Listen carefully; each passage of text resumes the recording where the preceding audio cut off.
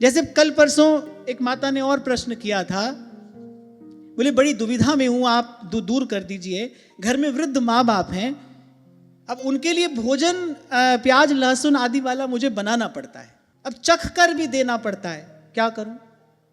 अरे बनाना पड़ता है, यहां तक की बात तो चलो समझ में आ गई।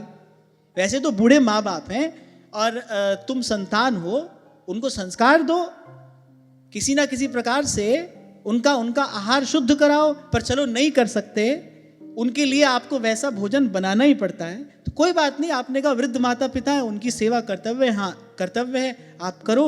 लेकिन आपने कहा अब चख कर देना पड़ता है, अब ये बात तो भाई हमारी समझ में नहीं आई। यही तो मैं आपसे कहता हूं, संसार के प्रति कर्तव्य है, लेकिन एक सीमा भी है। कहां तक आपका कर्तव्य है? ठीक है, बूढ़े माता पिता को भोजन बनाकर देना आपका कर्तव्य है, पर चक्कर देने वाली बात तो भाई हमारी समझ में नहीं है। इसकी तो कोई आवश्यकता नहीं है, इसकी तो कोई आवश्यकता नहीं है। अब चखेंगे अपने आप, कम अधिक होगा तो सुधार लेंगे। तो बनाकर तो दे दो, और चखने की आवश्यकता नहीं है। इतना तो कर्तव्य आपका है, पर लेकिन इससे आगे जाने की भी आवश्यकता नहीं। अरे इसीलिए बार बार आपसे कहता हूं भाई, खूब नाम जपो, अपनी मति शुद्ध हो, ये सब बातें पूछनी ना पड़े, इसका प्रकाश आपको अपने भीतर से हो जाए। वो जो भीतर अंतर्यामी बैठा है ना, वो हर प्रश्न का उत्तर देने में समर्थ है, और वो देता भी है। आप मुझसे प्रश्न पूछते हो तो मैं कहीं किताब में पढ़ के थोड़ी उत्तर देता हूं। उर प्रेरक हित चंद, हमारे यहां संतों ने कहा है, वो जो हृदय में बैठा है ना अंतर्यामी, वही परम प्रकाश का पुंज है, वही सारे ज्ञान का स्रोत है, सारा ज्ञान वहीं से प्रकट होता है।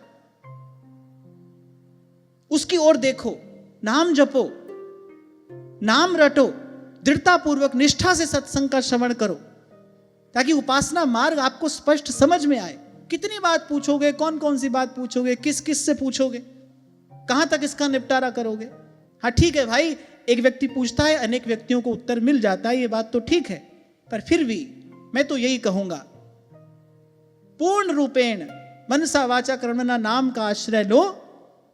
वो जो आपके हृदय में अंतर्यामी बैठा है ना, फिर कह रहा हूं, वो सब प्रकार के उत्तर देने में समर्थ है।